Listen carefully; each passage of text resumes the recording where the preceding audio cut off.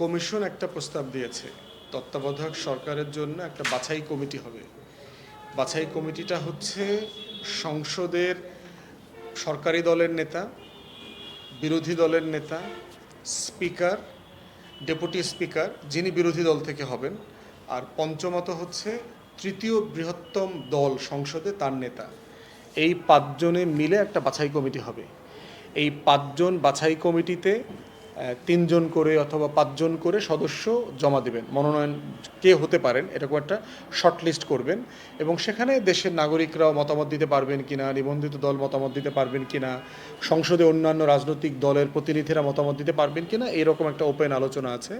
তারা মতামত দিয়ে একটা শর্ট লিস্ট করবেন, শর্ট লিস্ট করে তারা সেখান থেকে পাঁচজনে একমত হওয়ার চেষ্টা করবেন।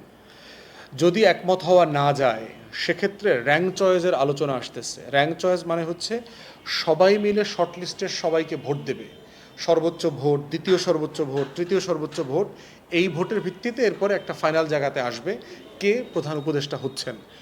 এর পরবর্তীতে হচ্ছে ডেডলক আসলে বিএনপি এবং জামাত প্রস্তাব করেছে হচ্ছে তত্ত্বাবধায়ক সরকার ব্যবস্থা আগে যেটা ছিল, প্রধান মানে বিচারপতি যিনি প্রধান বিচারপতি অবসরে গেছেন, অথবা তার আগের প্রধান বিচারপতি, অথবা অ্যাপেলেট ডিভিশনের প্রধান মানে সবচেয়ে সিনিয়র বিচারপতি যিনি অবসরে গেছেন, এই ফর্মে এটা হবে। তো সেই জায়গাগুলোতে সকল দলের বিচার বিভাগকে ইনভলভ করার ব্যাপারে দ্বিমত আছে। এখানে শুধুমাত্র বিএনপি এবং জামাত একমত এই প্রফেশনটা চায়। আমাদের সবার এখানে দ্বিমতের জায়গাটা হচ্ছে বিচার বিভাগ কলুষিত হয়েছে গত 16টা বছর আমরা দেখেছি, এবং তত্ত্বাবধায়ক সরকারের প্রধান হবার জন্য প্রধান বিচারপতিকে টোপ দেওয়া হয়, এবং এটার মধ্য দিয়ে যেটা হচ্ছে প্রধান বিচারপতিরা দুর্নীতির সাথে, লেনদেনের সাথে জড়ায় যাচ্ছেন, সুযোগ সুবিধার সাথে জড়ায় যাচ্ছেন, সেটা দেশের জন্য ভালো হবে না।